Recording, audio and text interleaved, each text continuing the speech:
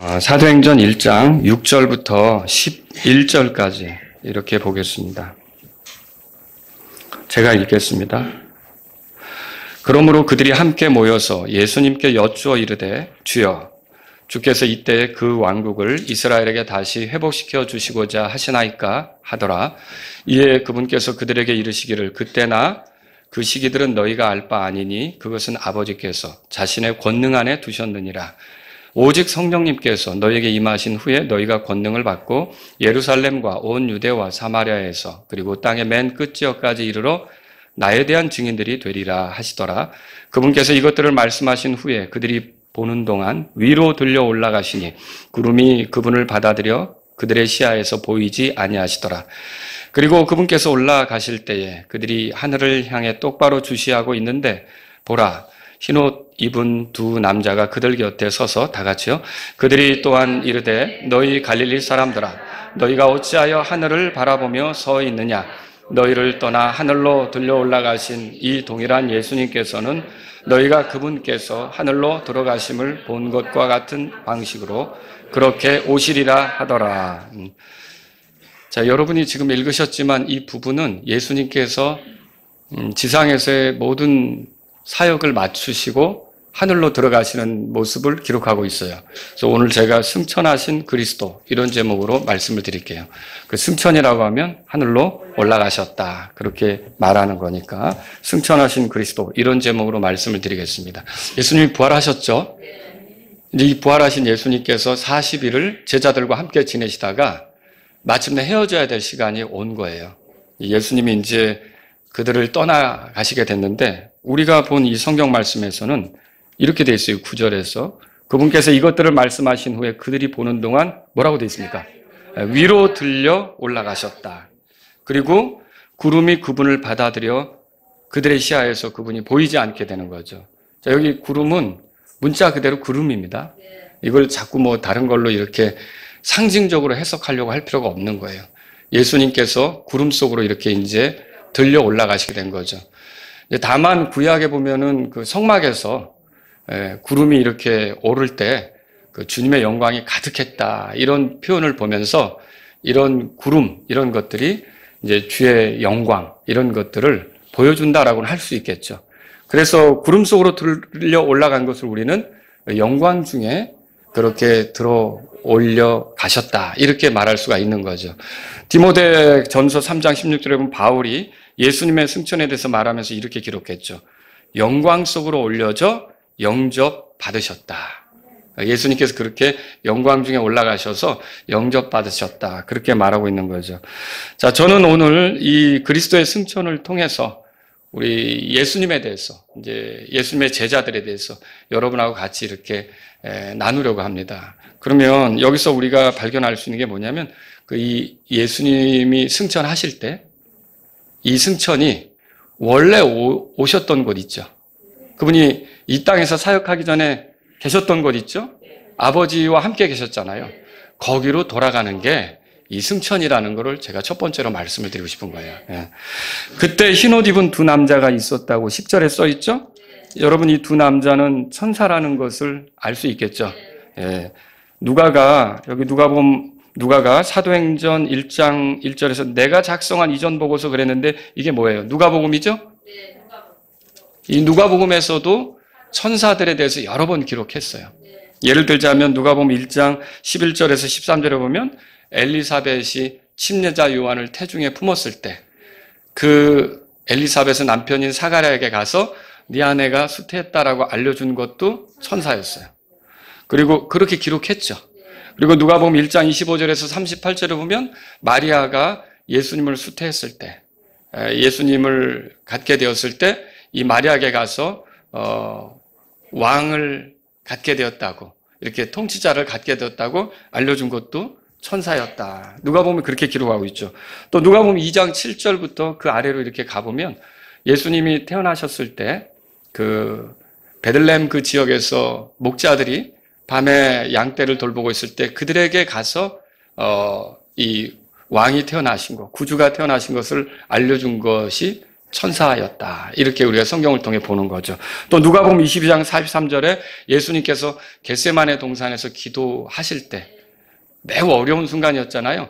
그때 예수님을 도왔던 자가 천사였다라는 기록을 또 발견하게 되죠. 사람으로서 약할 때 그렇게 천사가 함께 했었던 것을 보는 거죠.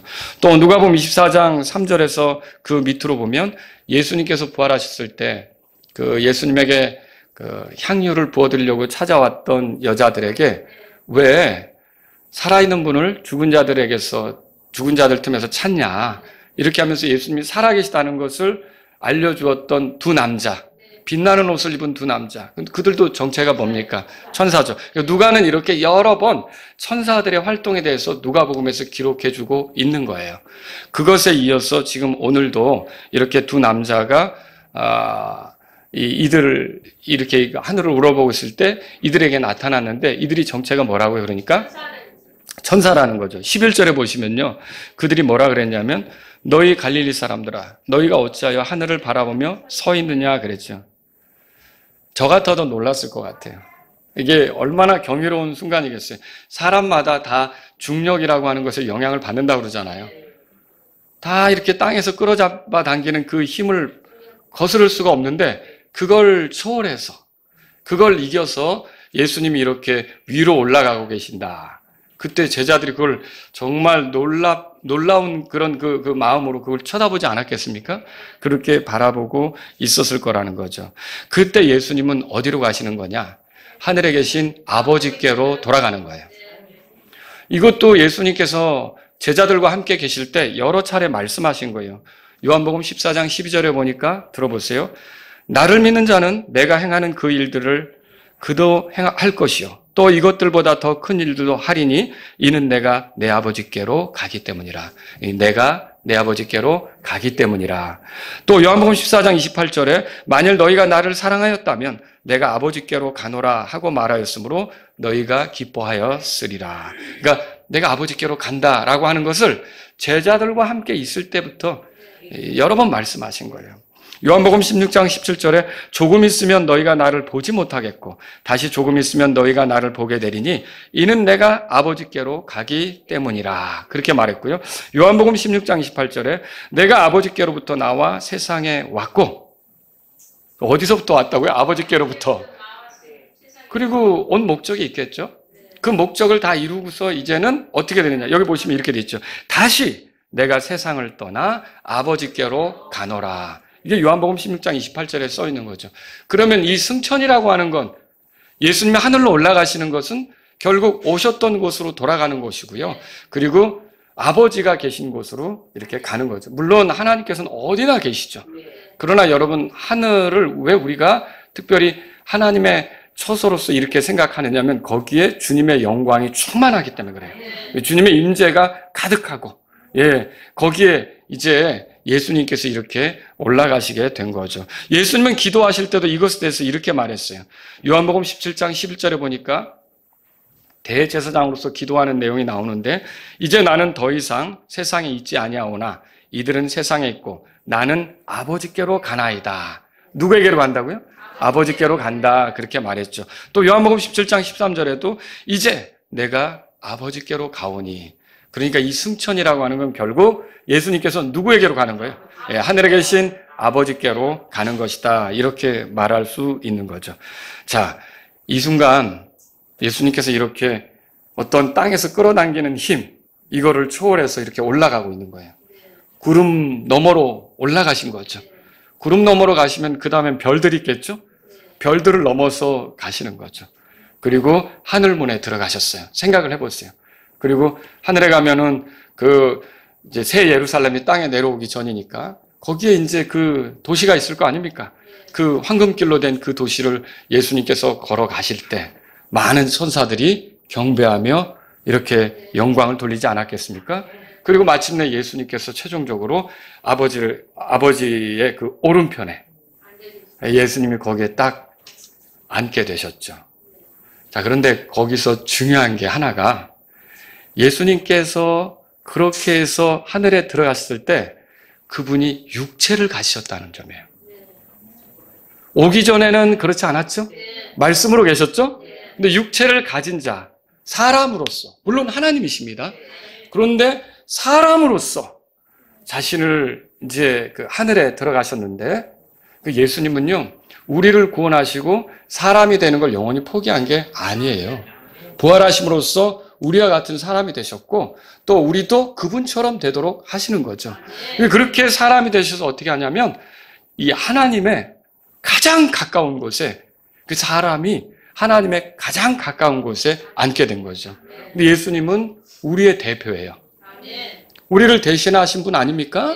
그리고 우리의 대표예요. 우리의 대표가 이 하나님 오른편에, 아버지 오른편에 가장 가까운 곳에 그렇게 계시다는 건 저와 여러분들이 그분께 속해 있다면, 예수님과 하나라면 여러분과 저도 충분히 하나님과 가깝게 될 수 있다는 거죠. 그걸 지금 이 예수님의 승천을 통해서 우리가 보게 되는 거예요. 여러분, 이런 저는 생각해 볼 때 그 예수님께서 하늘에서 땅으로 내려오셔가지고 땅보다 더 아래 곳으로 내려가셨다가 하늘 높이 올라가셨는데, 그러면서 올 때 사람이 되셨잖아요. 처음엔 사람이 아니셨죠.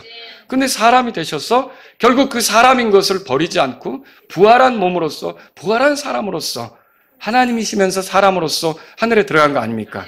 그리고서 이 과정에서 하신 게 뭐예요? 육체를 가진 우리가 죄로 인해 멸망할 수밖에 없는데, 우리가 예수님을 믿을 때 예수님처럼 부활할 수 있게 하셨고, 예수님 같은 사람이 되게 하셨고, 그래서 예수님과 함께 하나님과 영원히 가깝게 지낼 수 있게 하셨다는 사실은 놀라운 일인 거예요. 여러분과 제가 이 예수님 때문에 하나님하고 거리 나지 않고 하나님하고 영원히 가깝게 지낼 수 있게 된 것은 엄청난 복이라는 사실을 알아야 돼요. 나같이 더러운, 나같이 추한, 나같이 그 지옥의 불 속에 던져져도 할 말 없는, 파멸에 떨어져도 할 말 없는 그런 심각한 죄덩어리가 그 거룩하신 하나님과 영원히 가깝게 지낼 수 있게 됐다? 누구 때문에요? 예수님 때문에. 우리 대표이신 예수님은 지금 하나님 오른편에 계시고요. 여러분 또 에베소 2장에 가보세요. 에베소 2장. 우리는 아직 이것을 경험하진 않았지만 이게 영혼 속에서는 이미 하나님의 계획 안에서는, 하나님이 이루신 일 안에서는 그리스도 예수님을 통해 이루신 일이 있잖아요. 그 일 안에서는 이미 이루어진 것과 같은 거죠. 자, 5절에 심지어 우리가 죄들 가운데 죽었을 때에 우리를 그리스도와 함께 살리셨고, 너희가 뭐라고 돼 있어요? 은혜로 구원을 받았느니라, 그렇게 돼 있죠. 저와 여러분들은 이제 그리스도와 함께 살림을 받은 거예요. 우리에게 부활 생명이 있는 거죠. 여러분, 그리고요 6절을 다 같이 읽겠습니다. 또 우리를 함께 일으켜 세우사 그리스도 예수님 안에서 우리를 하늘의 처소들에 함께 앉히셨으니, 이게 우리가 아직 경험되진 않았지만 믿음 안에서는 이게 우리 거예요. 이게 우리 거예요. 우리는 이미 그리스도와 함께 하늘에 안춤을 받은 거죠. 여러분, 이게 우리에게 이런 날들을 주시고자, 이게 우리에게 소망이라는 걸 명확히 하시고자 예수님께서는 하늘로 들어가신 거예요. 아버지께로 가신 거죠. 그래서 거기서 예수님이 뭘 하시느냐? 그럼 이제 제자들을 떠나가셨으니까 제자들과 더 이상 함께 할 수 없느냐? 여러분, 예수님이 우리와 이제 함께 할 수 없습니까? 그거 아니죠. 로마서 8장 27절을 보면 그분께서는 지금 하나님의 뜻대로 성도들을 위해 중보하신다, 그렇게 돼 있어요. 중보하신다는 건 우리 편에 서신다는 거죠. 또 요한일서 2장 1절에 이렇게 돼 있어요. 그분은 하늘에서 아버지와 함께 계신 변호자, 우리를 위한 변호자. 그래서 누구의 고소, 누구의 그런 어떤 고소, 이런 것도 통하지 않도록, 소용없도록 명백하게 만들어주시는 우리의 변호자다. 예, 예수님은 그런 분이죠. 그런 일을 하고 계신 거예요. 우리를 위해 중보하시고 변호하시고 지금. 그리고요 또 어떻습니까? 성도들이 이 세상에서의 삶을 마치고 여기를 떠나게 되면 기쁘게 맞아줄 거 아닙니까? 여러분, 스데반이 돌 맞아 죽어갈 때 스데반이 뭘 봤느냐? 예수님이 하나님 오른편에서 일어서신 것을 봤다 그랬어요. 맞아주시는 거죠. 저와 여러분들이 이 삶을 마치고 하늘에 들어가면 기쁘게 맞아주시려고 기다리고 계신 거죠. 또 예수님은 어떻습니까? 지금도 여전히 하늘에서 죄인들을 부르시는 거예요. 사울이 다마스쿠스로 가는 길에서 이 핍박자로서, 교회에 대한 핍박자로서 이렇게 달려갈 때 그를 불러주셨는데 예수님이 사울아, 사울아, 내가 어찌하여 나를 핍박하느냐. 이렇게 하면서 사울에게 다가오셔서 사울의 삶을 변화시키지 않습니까? 지금도 예수님은 죄인들을 부르셔요. 복음을 전하는 사람을 통해서 성령님 안에서 죄인들을 부르셔서 죄인들이 결국 그분의 부르심을 듣고 예수님은 의로운 자들을 부르러 오지 않았어요. 죄인들을 부를 때 자기가 죄인인 거를 알게 된 사람들은 그분의 부르심을 귀하게 생각할 수밖에 없어요. 자기가 죄인인 걸 알면. 여러분이 여기 모래내 시장 가서 이렇게 전도하다 보면 우리가 전도할 때 이렇게 이제 다 끝나고 지나가다 보면 어떤 소리가 들릴 때가 있어요. 집사님! 그러면 저 앞에서 몇 사람이 돌아봐요. 여자분들이. 그 말은 뭐예요? 자기가 어느 교회 집사라는 소리 아니에요. 그죠? 예수님은 죄인을 부르신단 말이에요. 근데 자기가 죄인인 거를 인정한 사람은 그 부르심을 듣게끔 돼 있는 거죠. 지금도 여러분이 구원받은 것은 그리스도의 부르심, 하나님의 부르심을 받아들인 것과 같다는 거죠. 자, 이렇게 예수님은 하늘에서 그런 일을 하셔요. 또 뭘 하시느냐면 마가복음 16장에 가보세요. 마가복음 16장. 그래서 아버지께로 가셨다. 원래 계셨던 곳으로 돌아가셨다. 그런데 바뀌어서 가셨어요. 처음엔 육체가 없으셨으나 이 부활한 육체를 가지고 거기로 가신 거죠. 사람으로서 들어가신 거죠. 자, 19절 보세요. 16장 19절 끝에.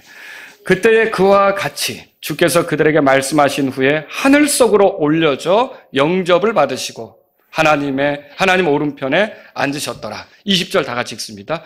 그리고 그들이 나가서 모든 곳에서 복음을 선포하니 주께서 그들과 함께 역사하시며 따르는 표적들로 말씀을 확증하여 주시더라. 아멘. 자, 이게 뭘 얘기하는 거예요? 예수님은 가라!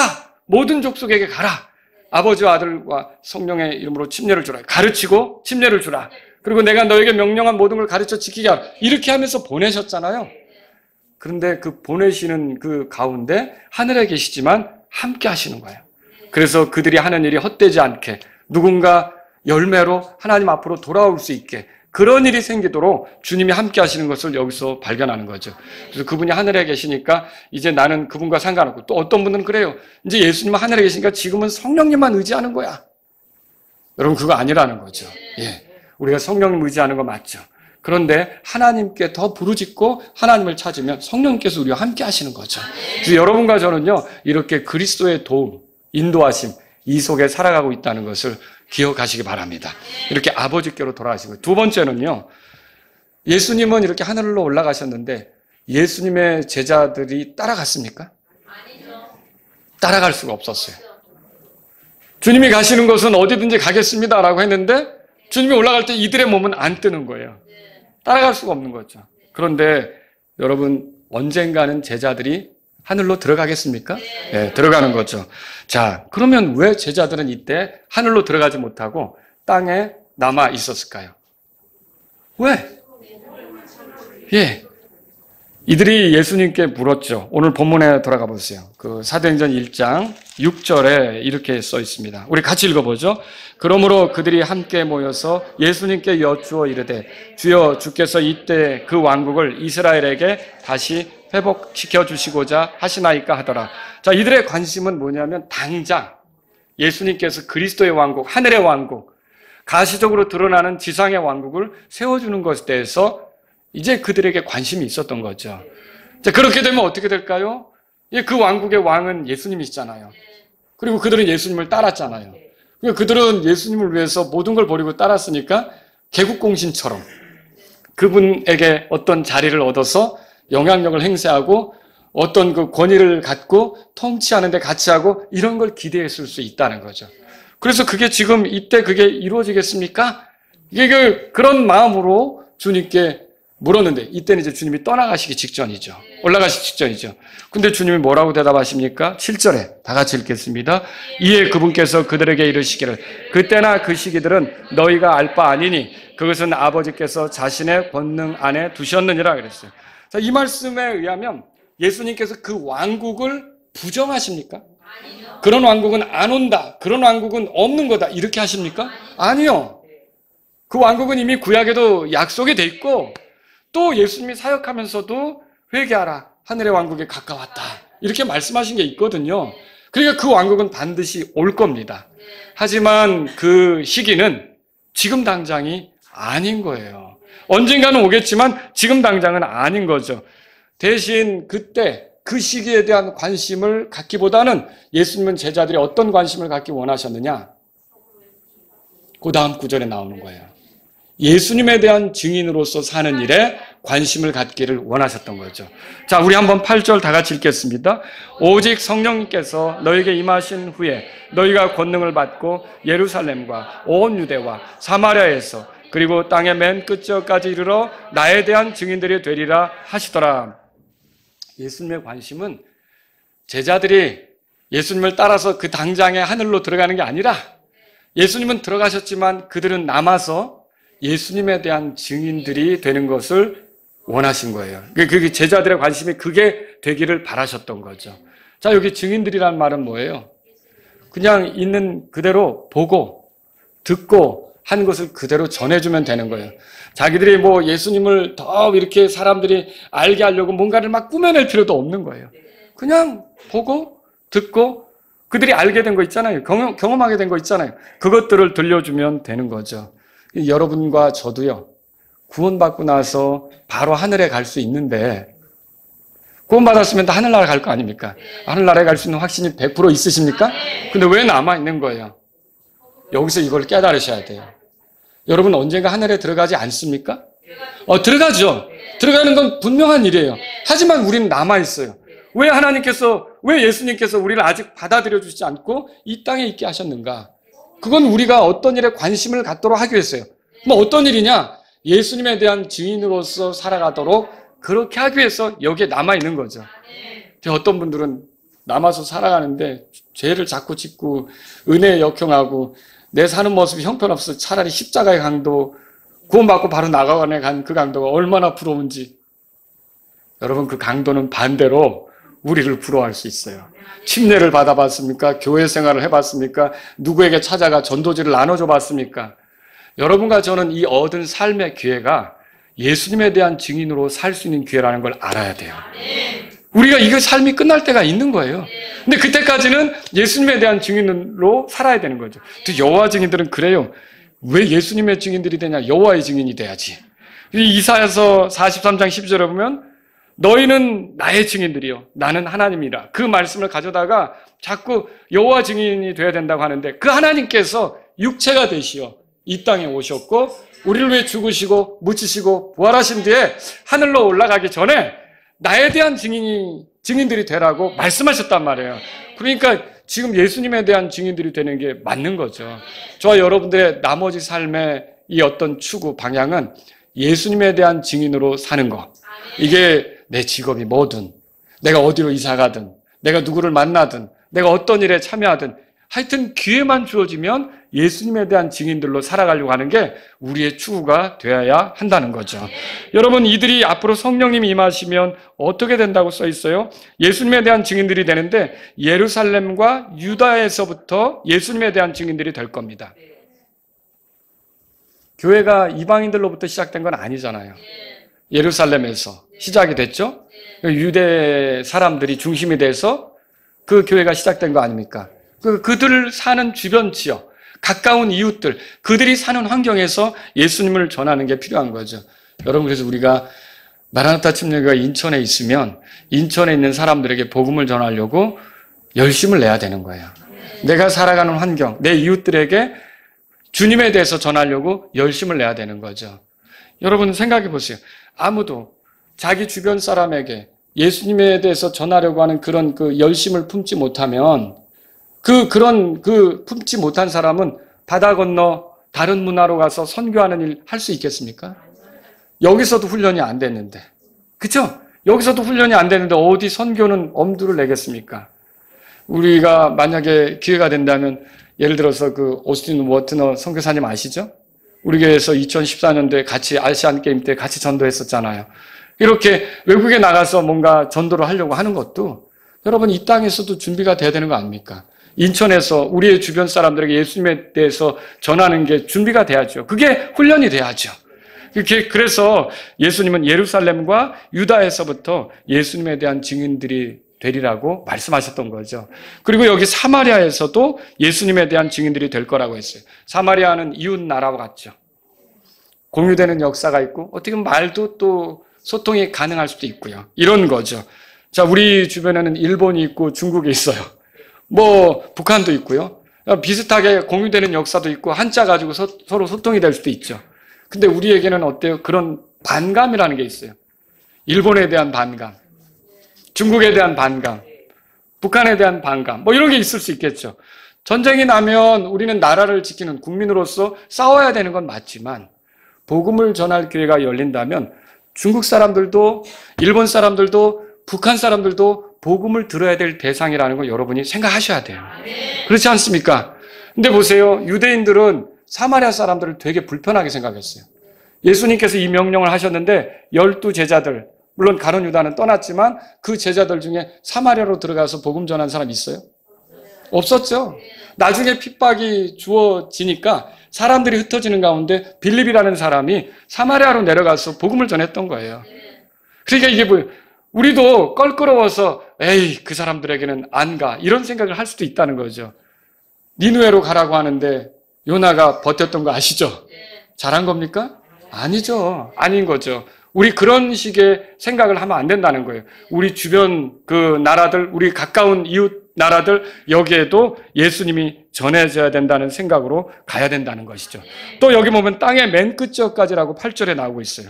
이게 뭐예요? 예수님에 대한 증인들이 될 건데 그렇게 한다면 가서 모든 민족들을 가르치라 이렇게 한 대로 또 마가복음 16장 15절에 온 세상에 가서 모든 피조물들에게 복음을 선포하라 이렇게 한 대로 땅의 맨 끝지어까지 가서 그렇게 해야 된다는 것이죠.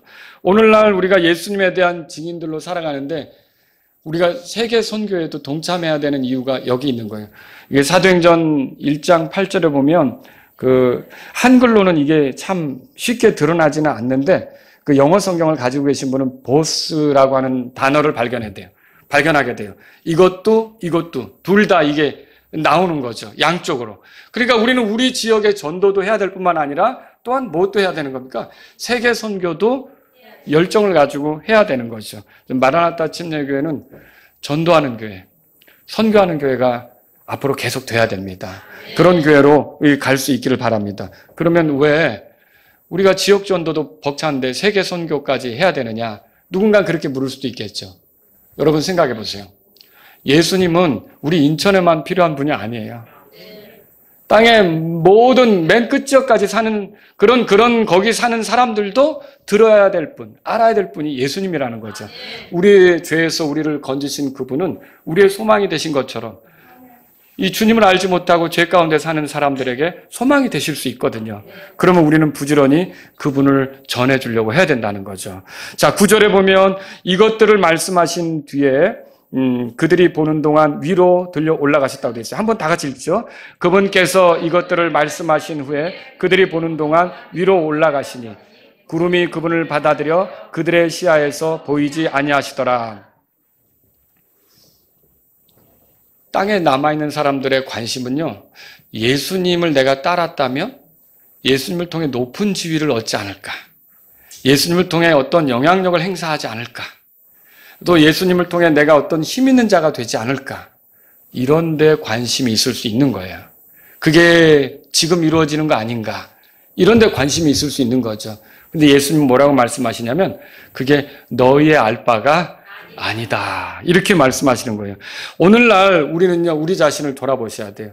우리가 알 바 아닌 그런 것들에 너무 마음을 쏟느라고, 거기에 시간을 들이느라고, 그것에 우리의 삶을 이렇게 빼앗기느라고 정말 우리가 해야 될 일, 주님을 전하는 일, 주님을 드러내는 일, 이것들을 소홀히 한다면 이거 우리가 주님의 제자들로서, 주님을 따르는 사람들로서 합당한 모습은 아니라는 거죠.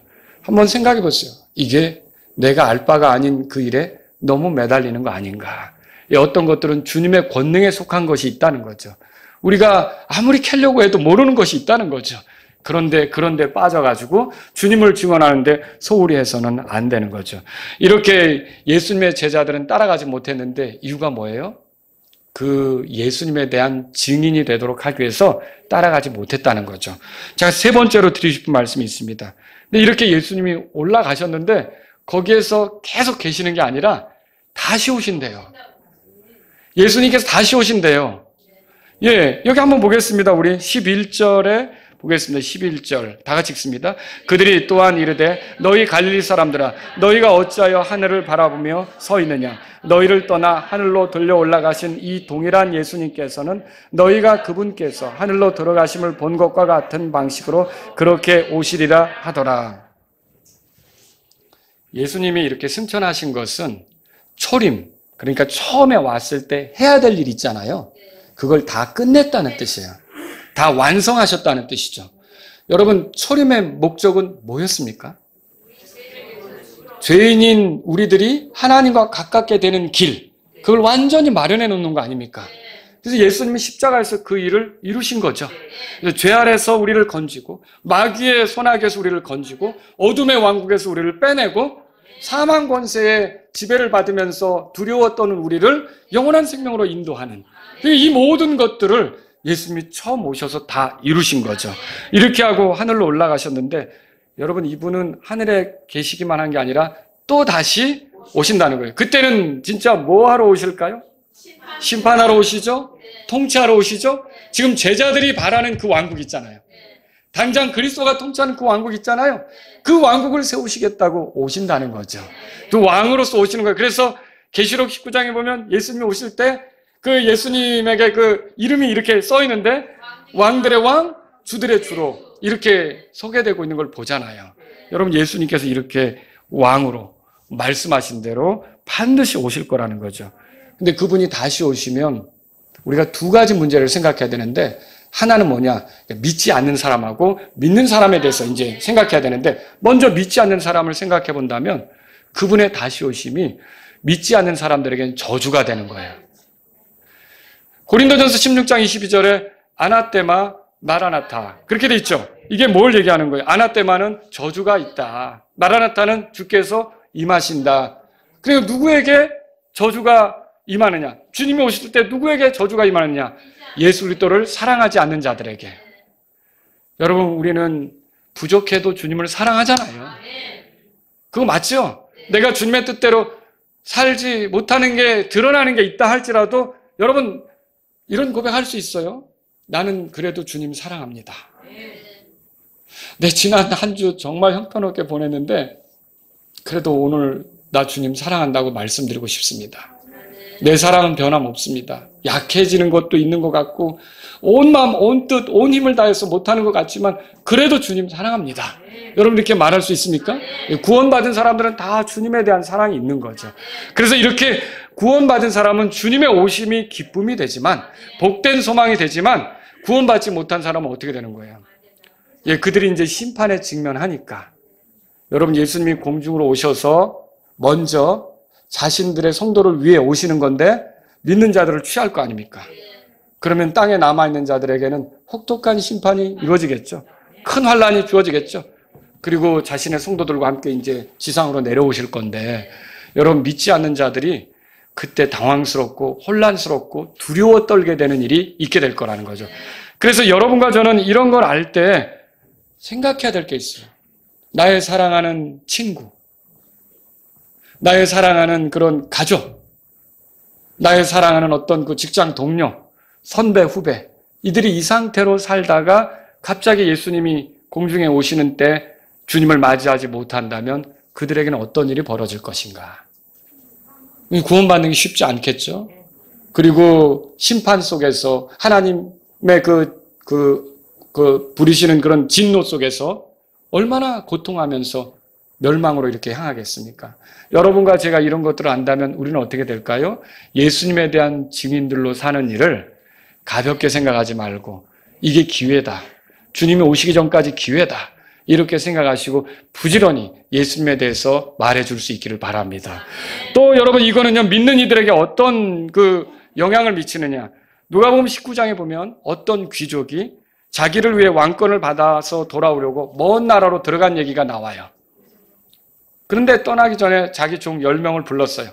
그리고 각자에게 1문화씩 나눠준 거예요. 그리고 나중에 이제 왕권을 받아가지고 돌아와서 자기 종들을 불렀어요. 그 일문화로 어떻게 장사해서 얼마를 남겼는지를 듣게 되는 겁니다. 그런데 한 사람이, 첫 번째 사람이 나와서 주여, 나는 주께서 나에게 맡기신 일문화로 10문화를 남겼나이다. 잘한 겁니까? 네, 잘했죠. 그러니까 주인이 뭐라고 합니까? 누가복음 19장 17절에 잘하였도다 너 선한 종아, 내가 매우 적은 것에 신실하였으므로 너는 10도시를 다스릴 권위를 가지라. 칭찬했던 거죠. 그리고 또 두 번째 사람이 나왔어요. 주여, 저는 주의 일문화로 5문화를 남겼나이다. 그래? 그러면 너도 5도시를 다스리라. 19절에 그렇게 써 있어요. 근데 어떤 사람은 와서 주여, 제가 이거 싸가지고 있다가 그냥 그대로 이렇게 주인께 돌려드립니다. 마치 수건에 싼 것처럼. 그렇게 해서 그대로 그거를 굴리지도 않고 가지고 왔던 거죠. 여러분, 그 종에게 주인이 뭐라고 했는지 성경을 통해 읽어보셨죠? 22절에 보니까 너 사악한 종아 이렇게 말했어요. 있는 것까지도 빼앗기는 거죠. 그런 걸 우리가 본다는 거예요. 결국 돌아온 주인은 그들에게 맡긴 것, 이것을 어떻게 굴렸고 어떻게 남겼는지 이거를 통해서 그들에게 갚아주는 거예요. 보상해 주시는 거예요. 그들이 이제 왕으로 왔으니까 왕으로서 여러 도시들을 통치할 지도자가 필요한데 너는 10도시를 다스려라. 너는 5도시를 다스려라. 이렇게 했던 거죠. 여러분, 마찬가지로 주님께서는요, 우리에게 일문화씩 남긴 것처럼 우리가 구원받고 주님을 위해서 살 수 있는 기회, 복음을 전할 수 있는 기회, 이런 기회들을 맡겨주신 거예요. 이렇게 해서 우리는요, 이 10문화를 남긴 사람처럼 나처럼 예수 믿는 사람을 10명을 남길 수도 있는 거고, 어떤 사람은 5명을 남길 수도 있는 거고, 또 어떤 사람은 전혀 그런 노력도 안 하고 관심도 없고 이 세상에만 취해서 살 수가 있다는 거죠. 그런 사람은 주님이 오시면 뭐라고 하겠어요?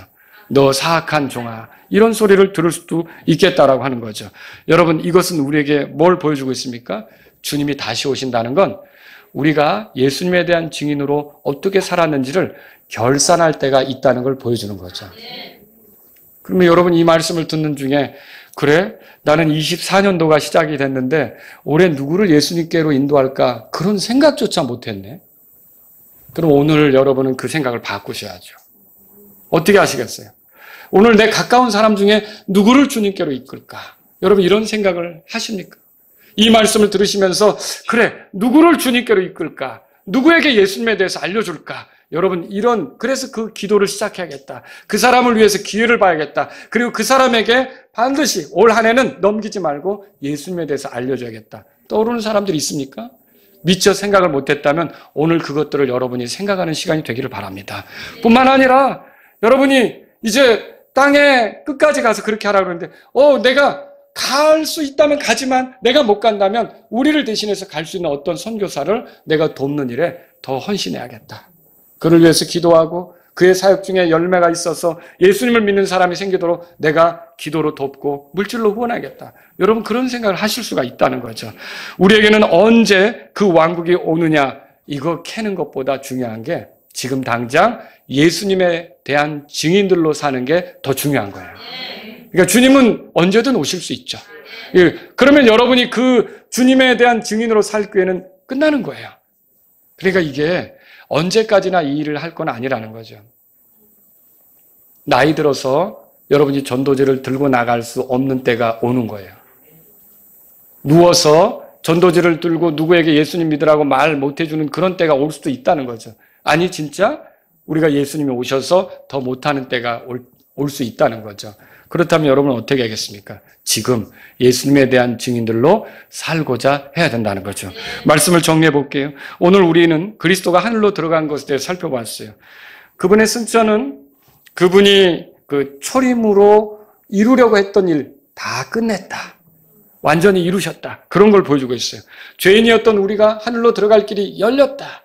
그걸 보여주고 있어요. 그리고 그분이 말씀하신 대로 오셨던 그곳으로 육체를 가지고, 부활한 육체예요. 이런 몸은 아니고요. 부활한 육체를 가지고 들어가셨다. 이것을 보여주고 있는 거죠. 결국 그 일을 하신 그 예수님, 초림으로 와서 우리의 죄 때문에 죽으셨고 묻히시고 부활하신 그 예수님을 우리가 전하도록 하기 위해서 우리는 따라가지 못하고 남겨져 있는 거죠. 그럼 저와 여러분들이 해야 될 일은 뭘까요? 예, 주님 언제 오실까? 뭐 그거 중요한 문제지만 그 전에 우리가 그걸 생각하는 이유는 그 전이 기회라는 생각을 하셔야 되는 거죠. 그 전에 예수님에 대한 증인들로서 나아가서 부지런히 주님을 전해야겠다는 생각을 해야 된다는 거죠. 근데 우리가 때때로 그것에 소홀해지죠. 왜 소홀해집니까? 몇 가지 주의할 것을 여러분에게 말씀드리고 끝낼게요. 첫 번째로는요, 알 필요도 없는 것들을 알고자 하는 헛된 호기심. 정말 헛된 호기심. 거기에 빠져서 우리가 그 일들을 소홀히 할 수가 있어요. 제대로 이렇게 정말 우리가 알만한 가치가 있는 어떤 것이 아니라 그냥 뭐 쓸데없는 이 세상의 것들에 내가 기웃거리며 알고자 하고 유튜브를 뒤적거리고 또 이런 뭐 온라인을 뒤적거리고 누가 무슨 말을 썼는가 누가 어떻게 했는가 이런데 내가 시간을 쓰느라고 결국은 정말 예수님에 대한 증인으로 살아야 될 우리가 그 기회들을 날려버릴 수도 있는 거죠. 여러분, 우리가 예수님에 대한 증인들로서 우리 알 바가 없는 그런 것들을 알고자 하는 헛된 호기심에 빠지지 않도록 여러분의 관심은 예수님을 더 아는 것이 되기를 바랍니다. 예수님을 더 얻는 것이 되기를 바랍니다. 그 예수님을 전해주는 것이 되기를 바랍니다. 또 두 번째로요, 아무것도 하지 않으며 하늘만 바라보는 게으름입니다. 여러분, 물론 우리는 하늘을 바라봐야 되는 게 맞습니다. 거기로부터 주님이 오실 거고요. 그렇죠? 거기에 우리의 소망이 있잖아요. 그렇죠? 그런데 하늘만 바라보면서 현재 내가 해야 될 일들을 하지 않는다. 현재 내가 지켜가야 될 관계들을 가볍게 생각한다. 이런 것들은 게으름이죠.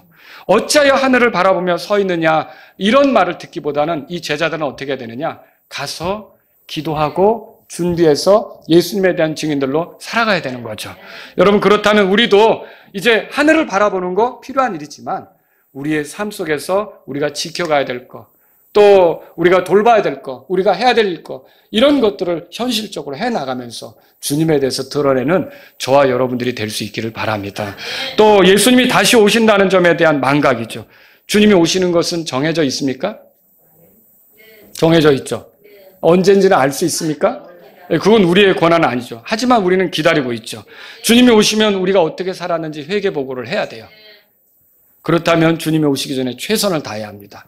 그리고 주님이 오시면 어떤 사람은 복음을 들을 기회, 구원 얻을 기회를 더는 갖지 못하게 될 수도 있는 거예요. 그렇다면 우리는 어떻게 되겠습니까? 부지런히 예수님에 대해서 말해주는 저와 여러분들이 되어야겠습니다. 왜 우리가 구원받았는데 땅에 남아있느냐? 그건 다른 거 아니에요. 예수님에 대한 증인들로 살아가도록 여기에 남아있는 거예요. 주님 직접 하실 수 있는데요. 근데 우리를 도구 삼으시는 거예요. 우리에겐 기회예요. 우리는 하나님 앞에서 이 주님의 도구가 된다는 게 이 영광이라고 생각해야 돼요. 그리고 우리가 도구로서 신실하게 일했을 때 주님은 다시 오셔서 그것에 대해서 우리에게 보상해 주시고 갚아주시는 거예요. 여러분, 좋은 거 아닙니까? 남은 생에는 예수님에 대한 증인들로 살아갈 수 있기를 바랍니다. 다 같이 일어서시겠습니다. 오늘 이 말씀을 들으신 여러분 가운데 제가 남은 생에는 예수님에 대한 증인들로 살기를 원합니다. 이런 분이 있다면 이 시간 주님 앞에 나아가십시오. 내 마음을 사로잡는 알 필요도 없는 것들, 헛된 호기심에 빠져서 내가 마땅히 해야 될 일들을 가져가지 못했는데 주님께 더 집중하면서 복음 전하기를 원합니다. 이런 분이 있다면 이 시간 주님 앞에 나아가십시오. 그저 내가 주님 오시는 것만 생각하고 현실적으로는 게으르면서 마땅히 해야 될 일들을 하지 않는 것이 있었는데 이것을 내려놓고 주님을 따르길 원합니다. 이런 분이 있다면 이 시간 주님 앞에 나아가십시오. 주님이 오시면 선한 종아라고 말씀하실 수 있는 그런 삶을 살기를 원합니다. 이런 분이 있다면 이 시간 주님 앞에 나아가십시오.